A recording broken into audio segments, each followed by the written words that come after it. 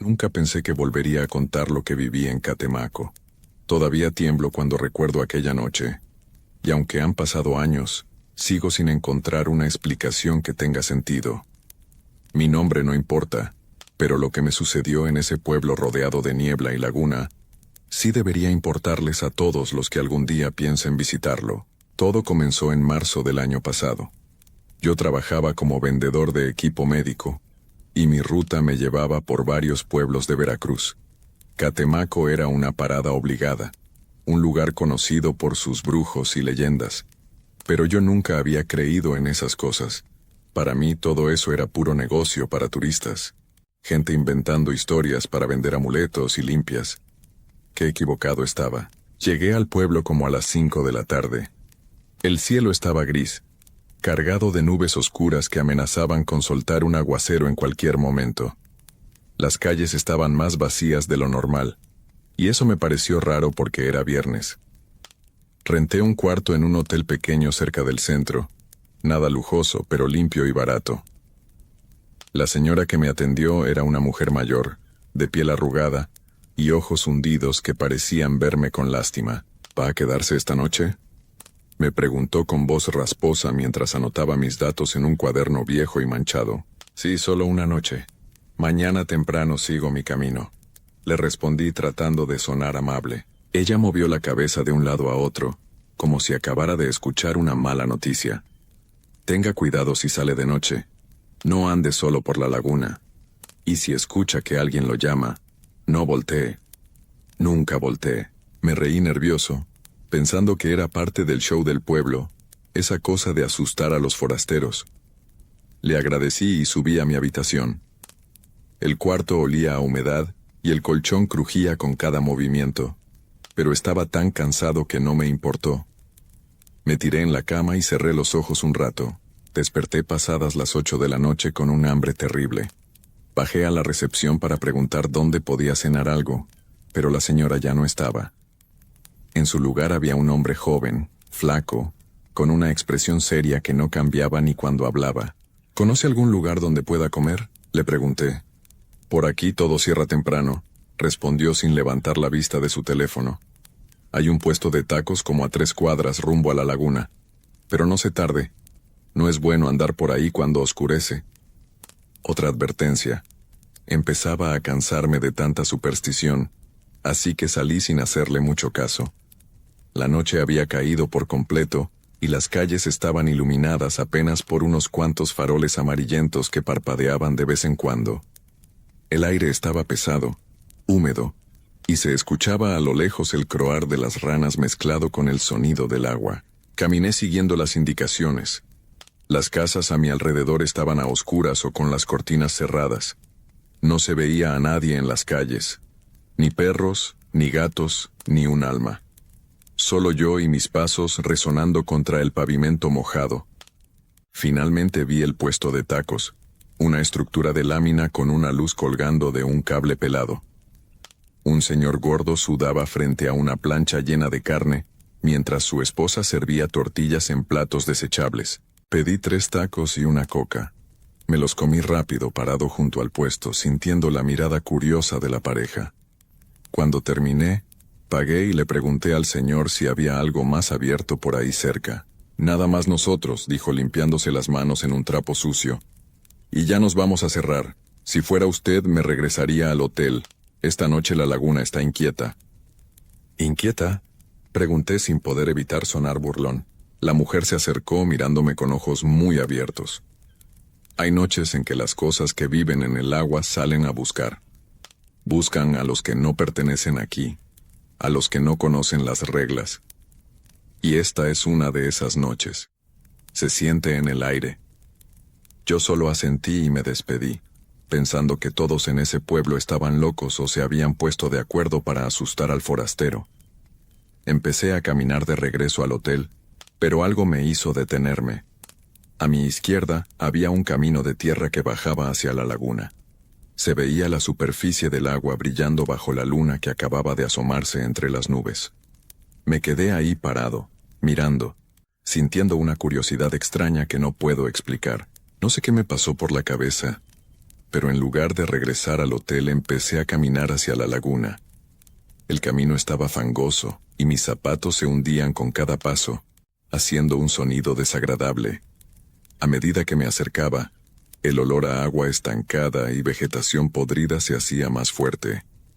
Los árboles a los lados formaban una especie de túnel oscuro, y las ramas se movían aunque no había viento. Llegué hasta la orilla. El agua estaba completamente quieta como un espejo negro. No se escuchaba nada. Ni ranas, ni insectos, ni el viento. Solo un silencio profundo que me hizo sentir un vacío en el estómago. Me quedé ahí parado, mirando esa agua oscura, y entonces lo escuché, mi nombre.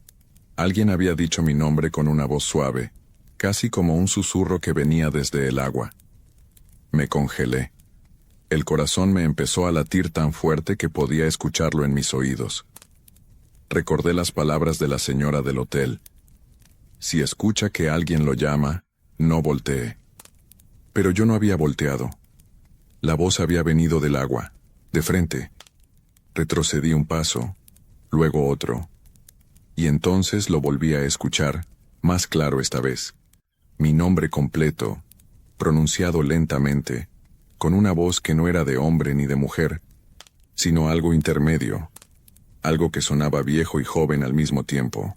Me di la vuelta para correr, pero cuando lo hice, vi algo que me dejó paralizado. Había una figura parada en medio del camino por donde yo había venido. Era la silueta de una persona, pero algo en ella no estaba bien. Estaba completamente inmóvil, como una estatua, y aunque no podía verle la cara por la oscuridad, sabía que me estaba mirando. Sentí un frío que me recorrió todo el cuerpo. Un frío que no tenía nada que ver con el clima. Me quedé ahí sin saber qué hacer. Si corría hacia el camino tendría que pasar junto a esa cosa. Si me quedaba ahí, estaría dándole la espalda al agua, y algo en mi interior me gritaba que eso era peor. Mis piernas temblaban, y podía sentir el sudor frío bajando por mi espalda. A pesar del aire húmedo de la noche, entonces la figura comenzó a caminar hacia mí. Sus pasos no hacían ruido. Se deslizaba más que caminar, como si flotara a centímetros del suelo. Yo retrocedí instintivamente, acercándome más al agua, y fue entonces cuando escuché un chapoteo detrás de mí. Me giré rápidamente, y vi que en la superficie del agua habían aparecido ondas, círculos que se expandían, como si algo acabara de sumergirse. Pero no había caído nada. El agua simplemente se había movido sola. Miré de nuevo hacia el camino, y la figura estaba más cerca, tanto que ahora podía distinguir algunos detalles. Era una mujer, o al menos tenía forma de mujer, pero su piel era pálida, del color de la cera de las velas. Llevaba un vestido largo y oscuro que goteaba agua, dejando un rastro de charcos a su paso. Su cabello negro le caía sobre la cara, ocultando sus rasgos, pero podía ver sus manos.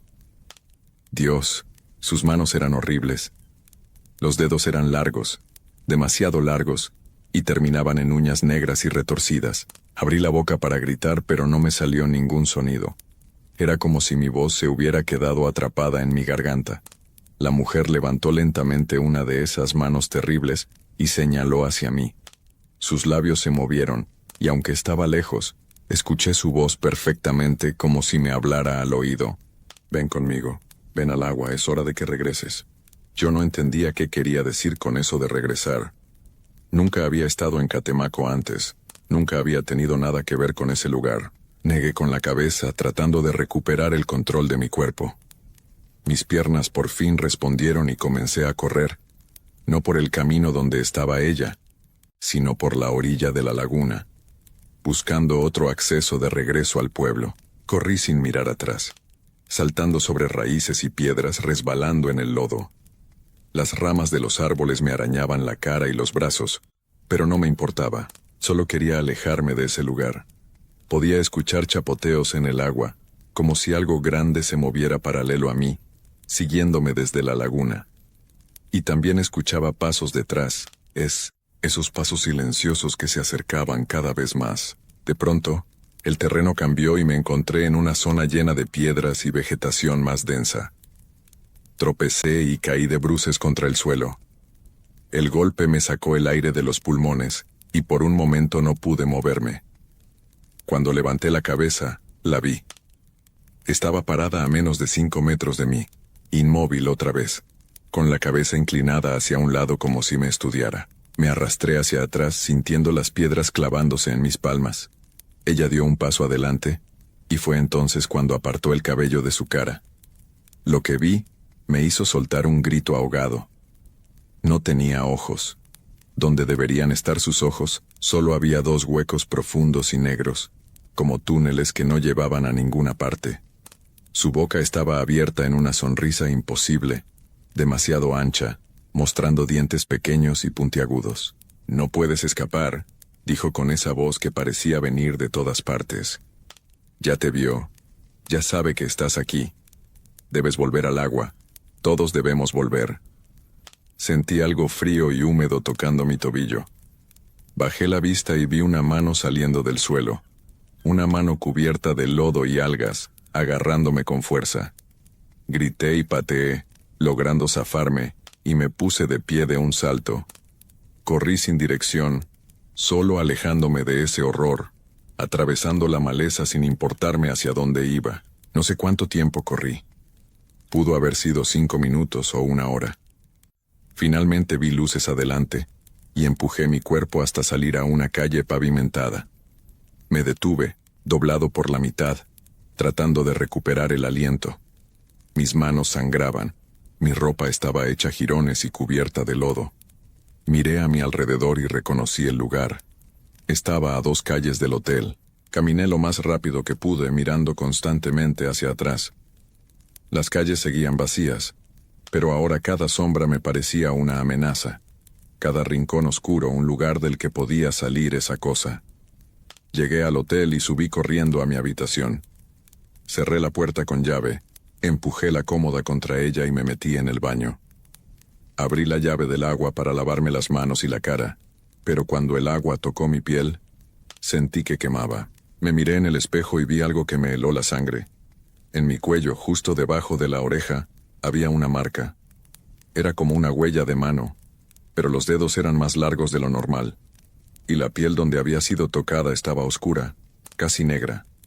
Toqué la marca y estaba fría, tan fría que dolía. Me senté en el piso del baño abrazándome las rodillas, tratando de entender qué me había pasado. Nada de eso podía ser real. Tenía que ser una pesadilla, una alucinación causada por algo que comí o bebí. Pero la marca en mi cuello estaba ahí, real y dolorosa, y el miedo que sentía era demasiado intenso para ser producto de mi imaginación. Pasé toda la noche despierto, sentado contra la puerta del baño, esperando a que amaneciera. Cada ruido me sobresaltaba.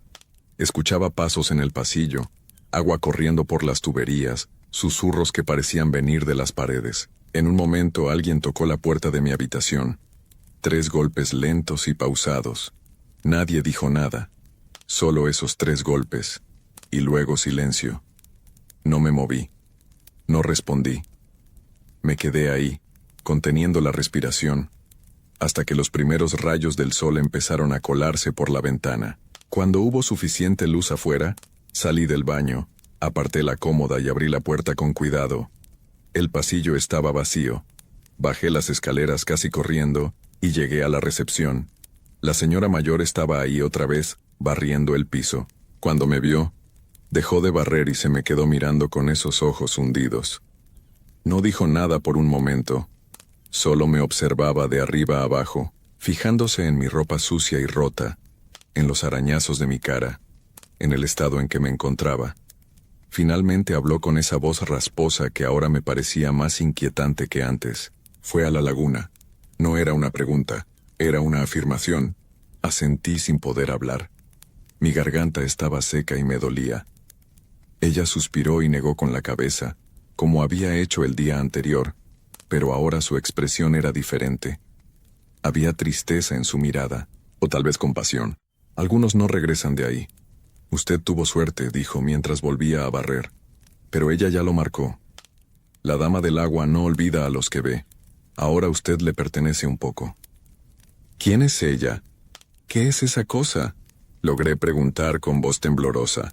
La señora se detuvo y miró hacia la ventana. hacia donde se veía la laguna a lo lejos. Hace muchos años, cuando este pueblo era más pequeño y la gente respetaba lo que vive en el agua, hubo una mujer que se enamoró de un hombre que no la quería. Ella hizo lo que no debía hacer. Fue con los brujos malos, los que trabajan con lo oscuro, y pidió ayuda. Le dieron algo para que ese hombre la amara, pero todo salió mal. El hombre se volvió loco, y una noche la llevó a la laguna y la hundió. Dicen que ella no se fue. Dicen que algo en el agua la atrapó. Algo antiguo que vivía ahí desde antes de que llegáramos nosotros. Ahora ella es parte de ese algo, y sale en ciertas noches a buscar gente para llevarla al fondo. ¿Por qué a mí? Yo no he hecho nada. Ni siquiera soy de aquí, dije sintiendo que las lágrimas empezaban a salir. No importa quién sea usted. Cuando está hambrienta toma a cualquiera que se acerque. Pero hay algo más. La señora se acercó y bajó la voz. Dicen que cuando marca a alguien esa persona empieza a escucharla. Primero son susurros lejanos, luego sueños, y después la necesidad de volver al agua se hace más fuerte. He visto gente que regresa a Catemaco sin saber por qué, como si algo los llamara. Y una noche, simplemente caminan hacia la laguna y nunca salen. El miedo que sentí en ese momento fue peor que todo lo que había vivido la noche anterior. ¿Qué puedo hacer? Tiene que haber algo que pueda hacer. Ella pensó por un momento y luego dijo, hay una persona en el pueblo que tal vez pueda ayudarlo. Se llama Don Jacinto. Vive en la última casa antes de salir del pueblo, rumbo a la carretera. Es un curandero de verdad, no de esos que engañan a los turistas. Si alguien puede quitarle esa marca, es él. Pero tendrá que ir ahora, antes de que se haga más fuerte. No perdí tiempo. Pagué la habitación, subí a recoger mis cosas y salí del hotel como si me persiguiera el demonio. Encontrar la casa de don Jacinto no fue difícil. Era una construcción humilde, con paredes de madera y techo de lámina, rodeada de plantas y hierbas que colgaban secándose bajo el alero. Toqué la puerta y esperé. Un hombre anciano, pequeño y encorvado abrió la puerta. Tenía el rostro arrugado como papel viejo y ojos blanquecinos por las cataratas, pero cuando me miró, sentí que podía ver más que mi apariencia física. Ya sé por qué vienes, dijo antes de que yo pudiera hablar. Entra rápido. No es bueno que estés mucho tiempo afuera con eso en tu cuello. Entré a su casa. El interior olía a hierbas, copal y algo más que no pude identificar. Había velas encendidas por todas partes, imágenes de santos en las paredes y frascos llenos de líquidos de colores extraños. Don Jacinto me hizo sentar en una silla y se acercó para examinar la marca en mi cuello. Tocó la piel oscura con sus dedos nudosos y chasqueó la lengua. Está fresca todavía. Eso es bueno. Si hubiera esperado unos días más no habría podido hacer nada, dijo mientras preparaba algo en un recipiente de barro. Esto va a doler, pero es necesario. La marca tiene que ser quemada antes de que eche raíces en tu espíritu. Mezcló hierbas con un líquido transparente que olía muy fuerte, casi insoportable. Luego mojó un trapo en la mezcla y lo presionó contra mi cuello. El dolor fue inmediato y atroz. Sentí como si me estuvieran quemando con hierro caliente. Grité y traté de apartarme, pero el anciano me sostuvo con una fuerza sorprendente para su edad. No te muevas. Si lo haces, se quedará para siempre, ordenó con voz firme. Aguanté como pude apretando los dientes, sintiendo lágrimas corriendo por mi cara. El dolor duró lo que me parecieron horas, pero probablemente fueron solo minutos. Finalmente, don Jacinto retiró el trapo y examinó mi cuello otra vez. La marca había desaparecido, pero la piel estaba roja e irritada. Listo. Ya no tiene poder sobre ti. Pero escúchame bien, dijo mirándome fijamente con esos ojos blanquecinos. No vuelvas a Catemaco. Nunca. Ni siquiera pases cerca. Ella recordará tu olor, tu esencia, y la próxima vez no habrá forma de salvarte. Y otra cosa, si alguna vez escuchas tu nombre en el agua, en cualquier agua, no respondas. Aléjate inmediatamente. ¿Entiendes? Asentí repetidamente, todavía temblando. Le pagué todo lo que llevaba en la cartera, aunque él solo tomó lo que consideraba justo, y salí de ahí. Subí a mi auto y manejé sin parar hasta salir del pueblo. No miré atrás ni una sola vez. No quería ver la laguna otra vez, no quería ni pensar en ese lugar. Han pasado meses desde entonces. Dejé mi trabajo porque mi ruta incluía pasar cerca de Catemaco y no podía arriesgarme. He tenido que explicarle a mi familia que tuve problemas en ese viaje, pero sin contarles la verdad. ¿Quién me creería? A veces, en las noches, todavía tengo pesadillas. Sueño con agua oscura, con manos largas saliendo del fondo, con esa voz que dice mi nombre. Me despierto sudando y reviso mi cuello en el espejo, temiendo ver la marca otra vez. Hace 2 semanas estaba en la playa con unos amigos. Era de noche y había poca gente.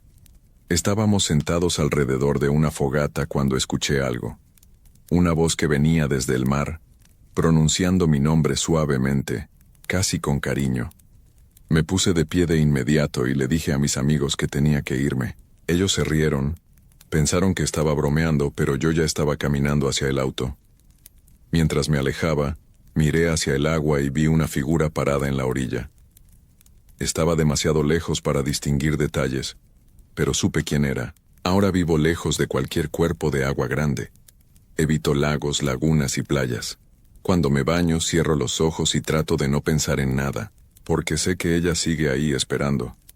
La dama del agua de Catemaco no olvida, y aunque don Jacinto rompió su marca, algo me dice que una parte de mí todavía le pertenece.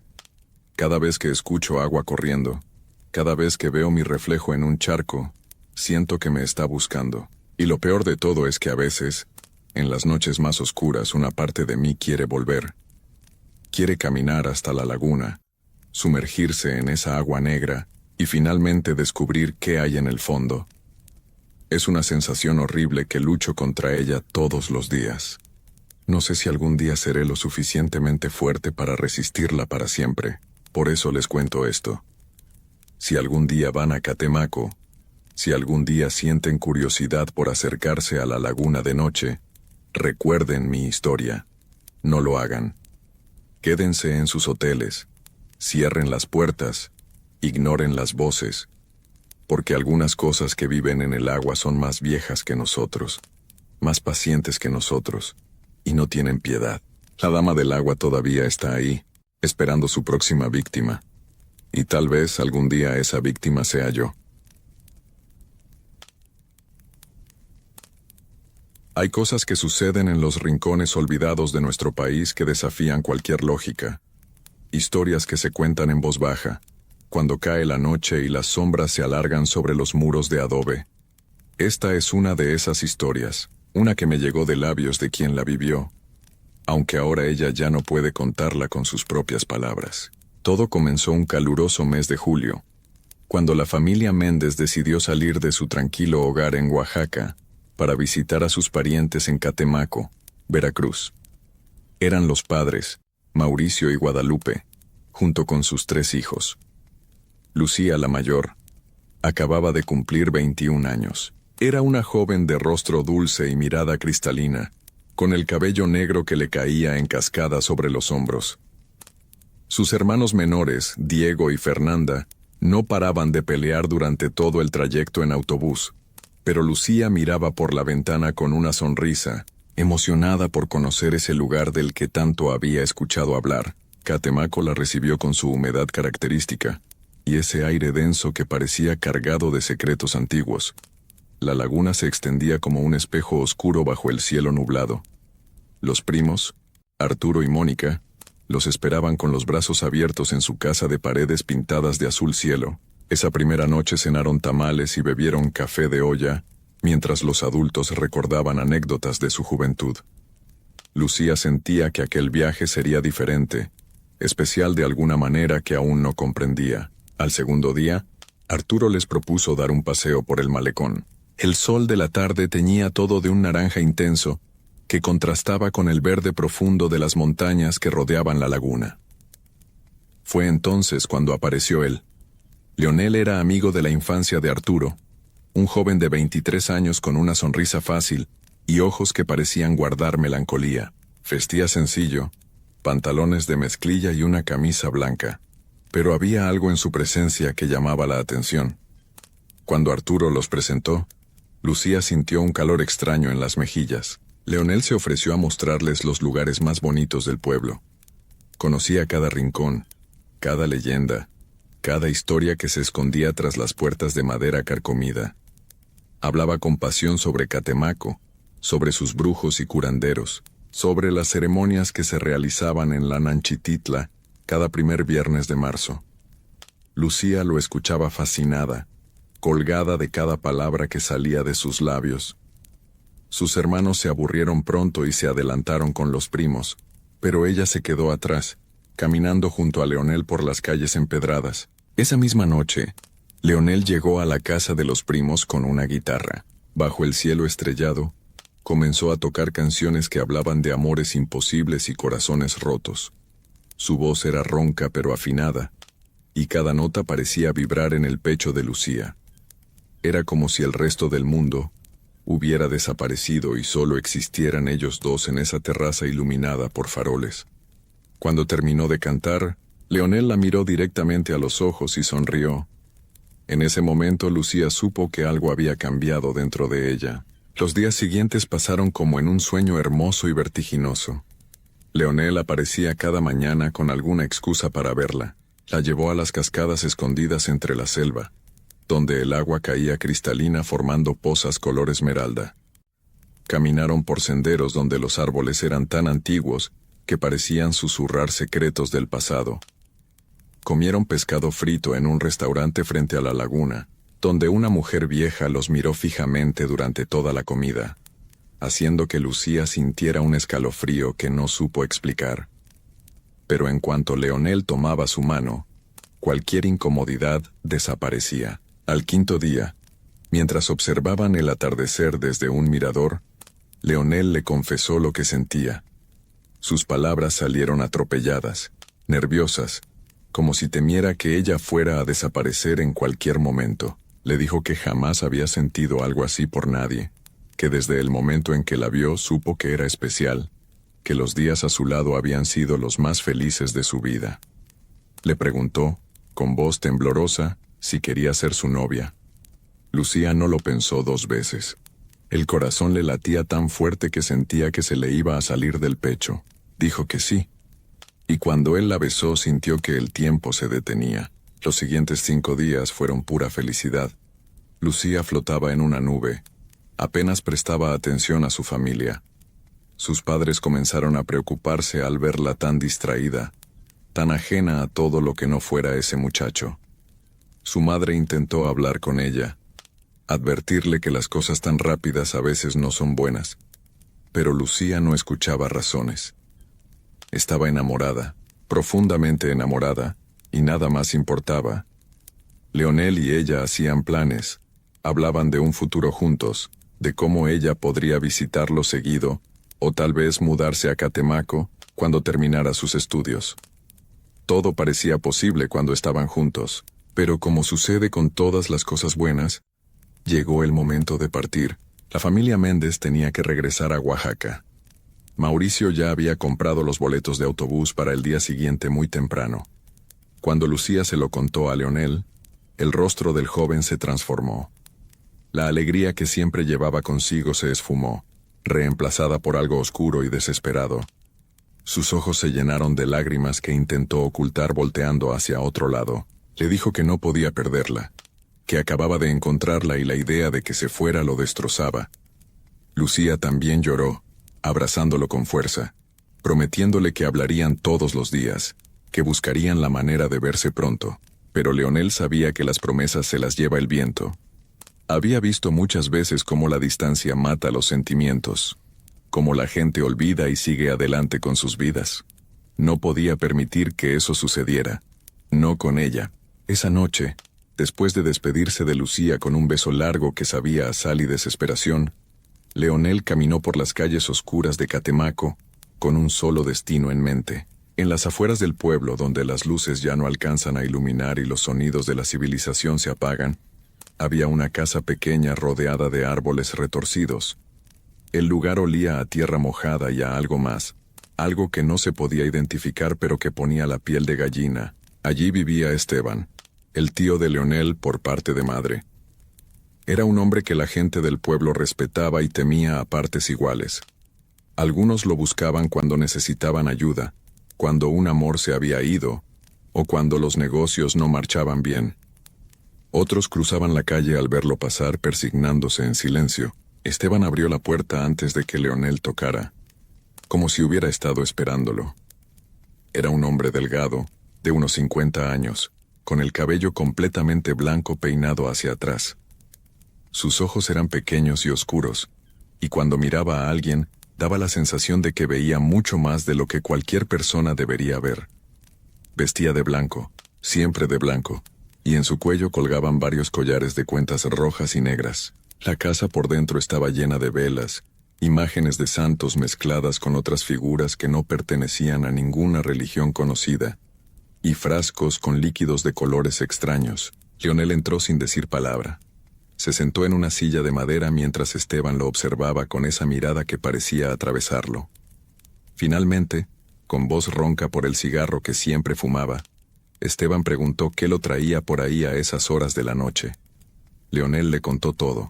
Le habló de Lucía, de cómo la había conocido, de los 10 días que habían pasado juntos, de ese amor que lo consumía por dentro como fuego. Le dijo que ella se iba al día siguiente, y que no podía soportar la idea de perderla. Necesitaba que se quedara, que dejara a su familia y eligiera estar con él.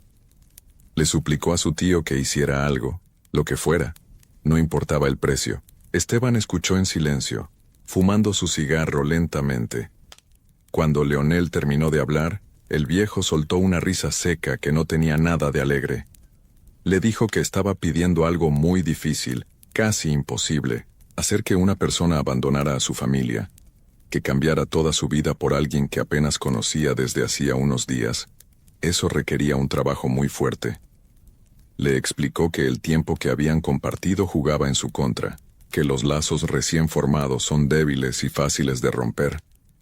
Pero también le dijo que él había hecho cosas más complicadas, que conocía maneras de doblar la voluntad de las personas, de hacer que sus deseos se alinearan con los de otros. Sin embargo, Esteban advirtió a su sobrino sobre los riesgos. Le habló con seriedad, mirándolo fijamente para que comprendiera la gravedad de lo que estaba pidiendo.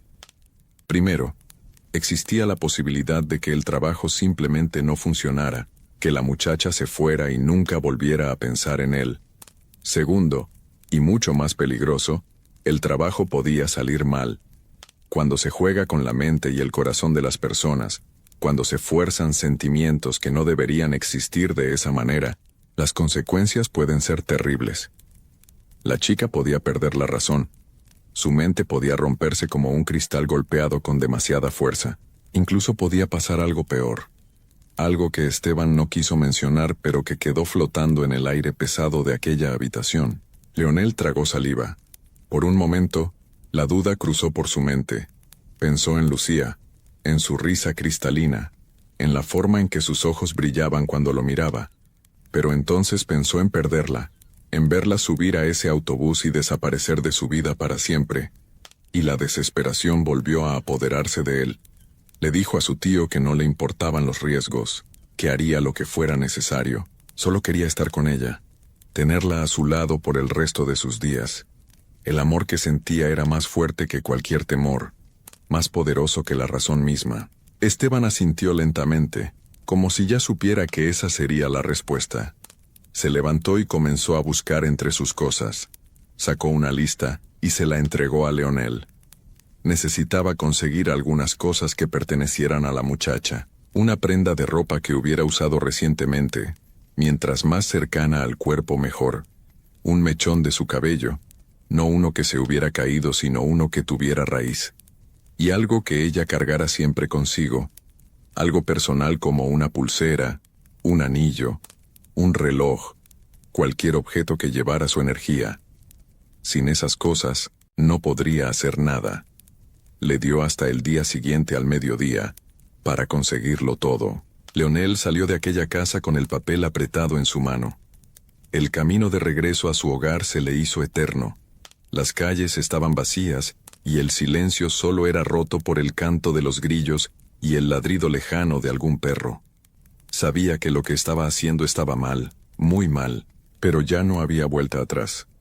La obsesión lo había consumido por completo.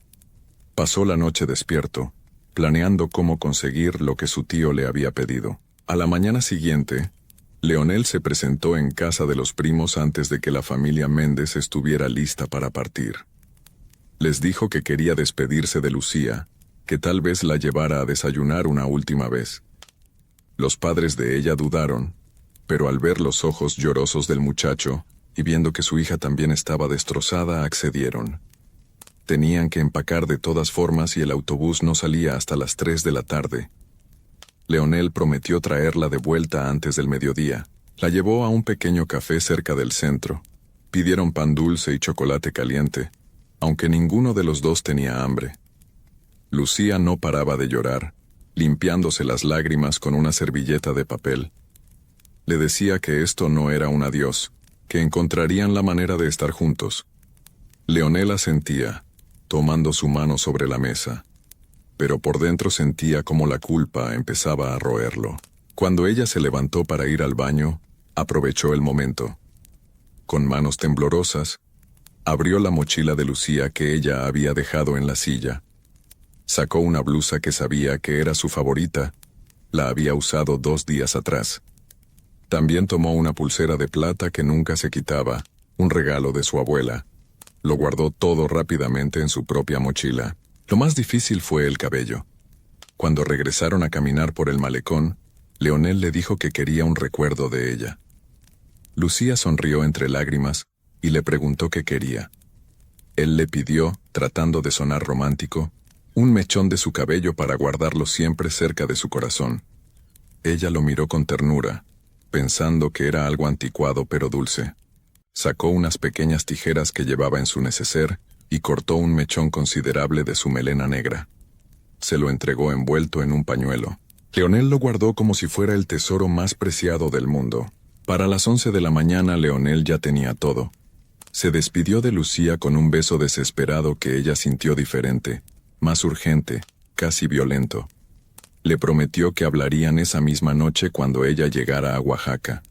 La vio alejarse hacia la casa de sus primos, volteando varias veces para mirarlo y despedirse con la mano. Él se quedó allí parado hasta que desapareció de su vista.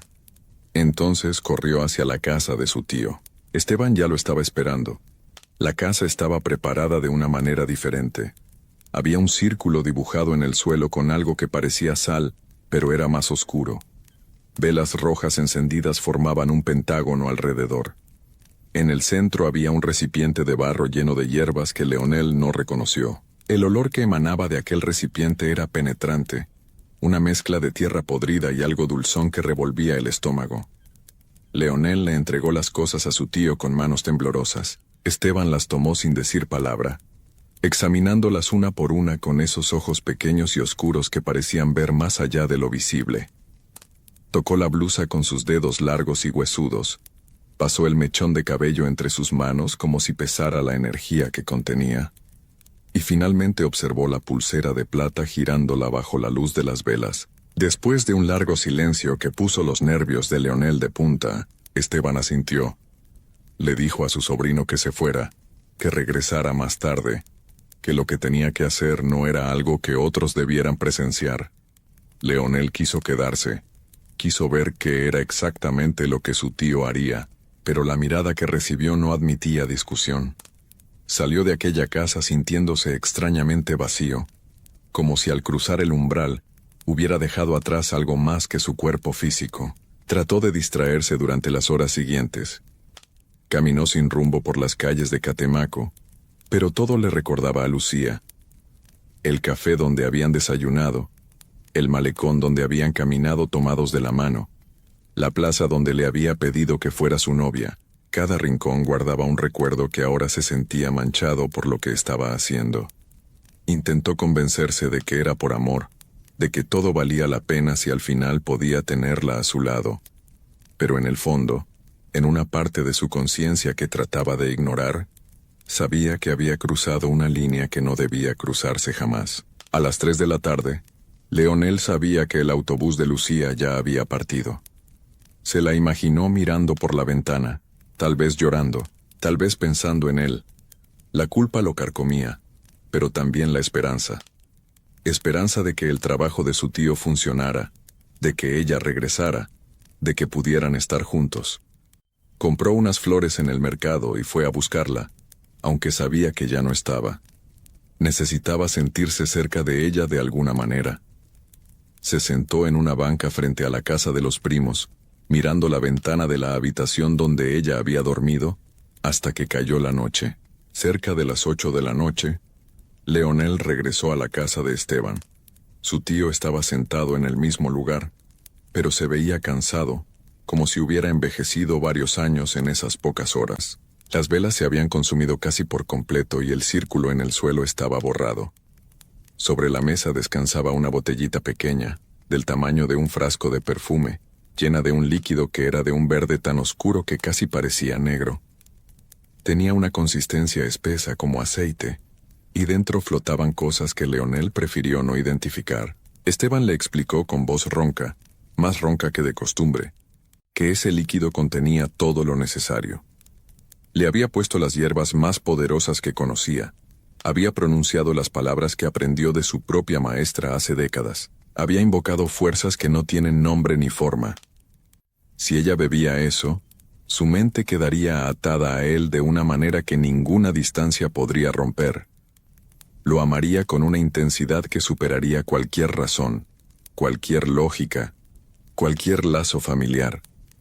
No podría pensar en otra cosa que no fuera regresar a su lado. Sería suya para siempre.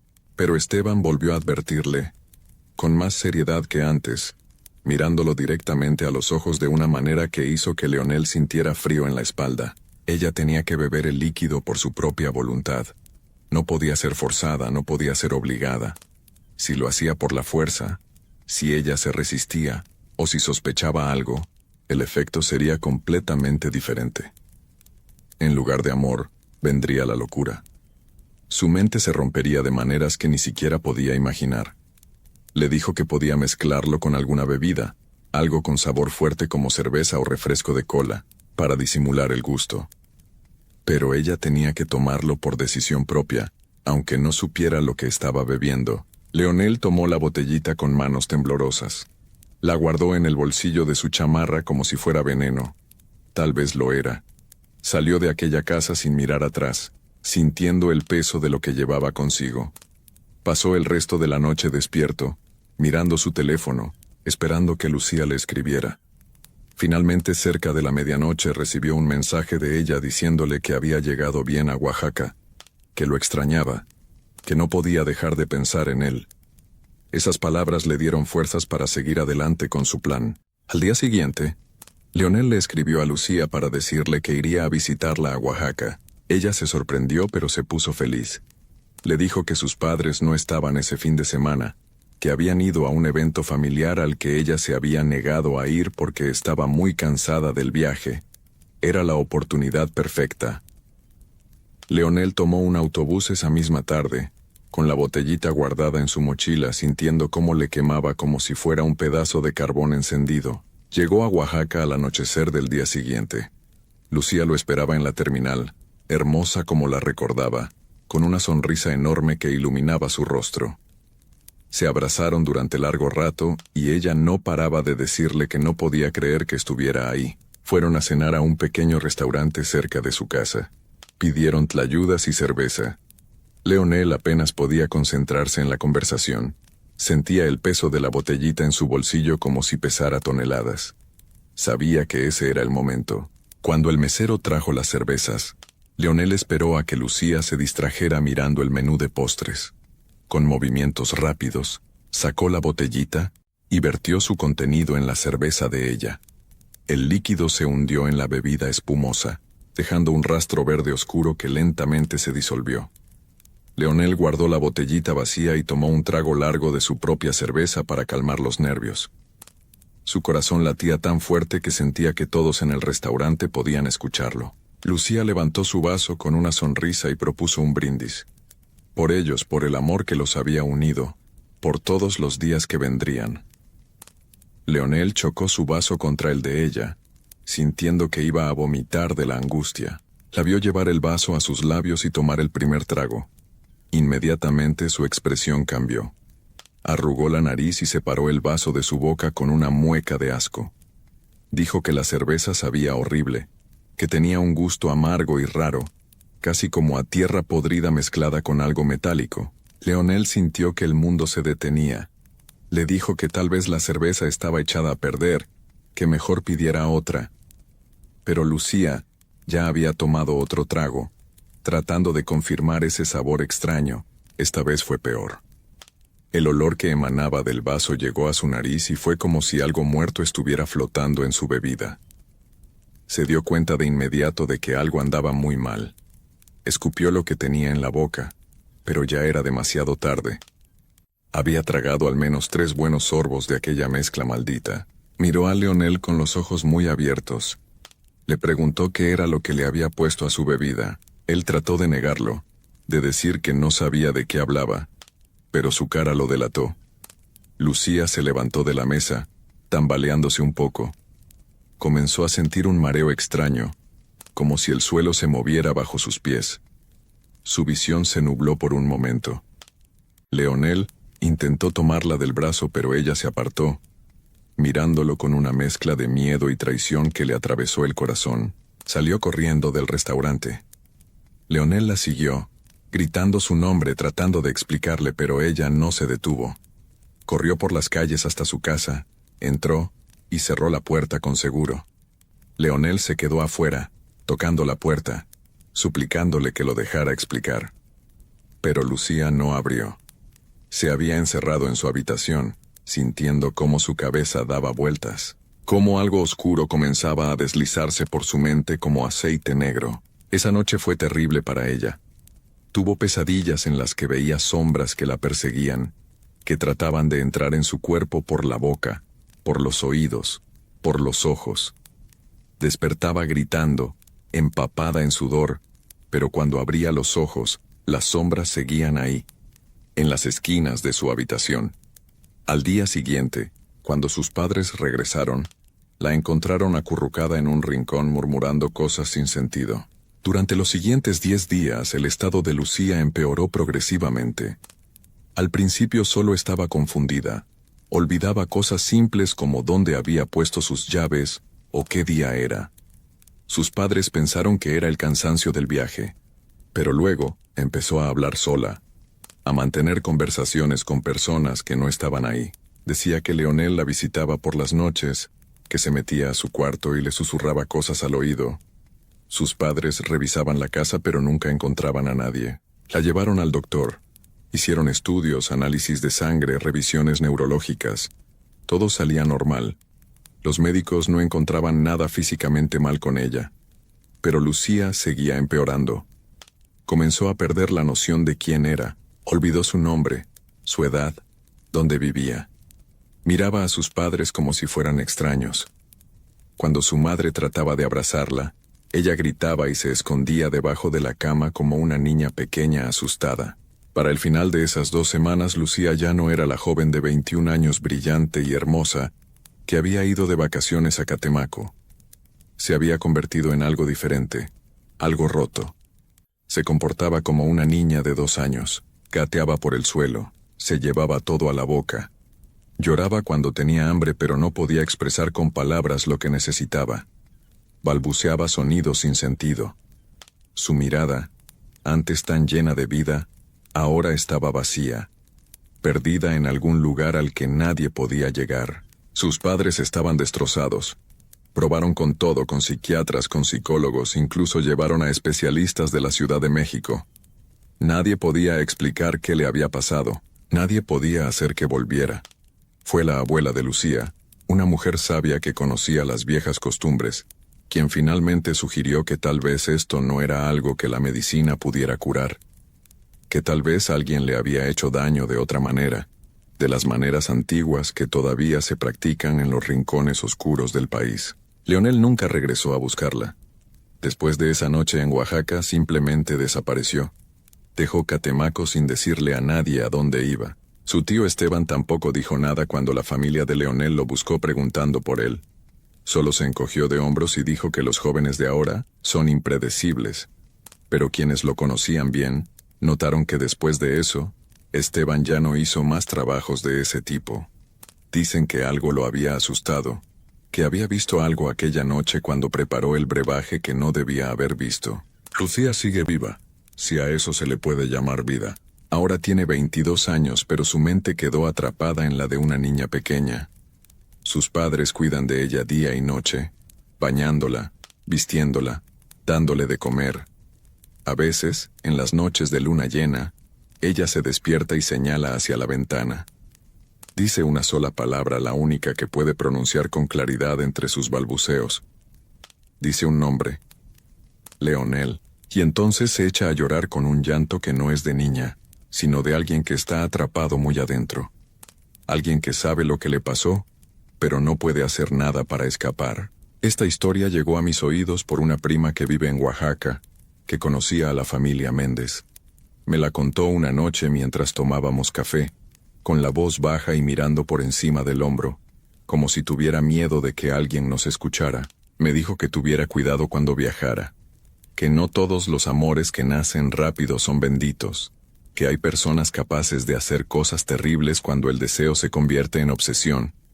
Y sobre todo, me advirtió que nunca aceptara bebidas de extraños, ni siquiera de quienes parecen amarnos, porque a veces el amor puede convertirse en la peor de las maldiciones.